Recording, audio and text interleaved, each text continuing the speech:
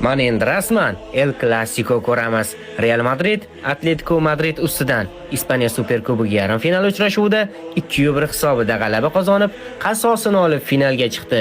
Ana endi esa finalda Realning azaliy raqibi Barselona bilan kubok uchun bellashamiz. Real Madrid va Atletico Madrid uchrashuvini hech qaysi telekanal olib bermagan bo'lsa-da, obunachilarimiz uchun to'g'ridan-to'g'ri o'zbekcha sharhda o'yinni jonli efirda olib berdik.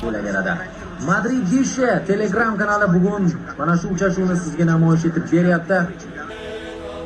Ammo sal noqulayliklar yuzaga kelgani sababli mualliflik huquqi tufayli 3 ta kanalimiz bloklandi va yana yetmaganday Telegram servislari bosim kuchli bo'lgandan talabga javob bera olmadi. Shu sabab Madrid Dishi oilasi obunachilaridan uzr so'raydi va finaldagi El Clasico'ni hech qaysi telekanal olib bermasa-da, biz signallarni kuchaytirib o'zbekcha sharhda Madrid Dishi'da hech qanaqa sarson bo'lmasdan jonli efirni sifatli formatda olib berishga va'da beramiz. El Clasico'ni o'zbekcha sharhda va sifatli formatda ko'rmoqchi bo'lsangiz, hoziroq profil opisaniyasiga havola ostiga bosib, kanalga qo'shiling.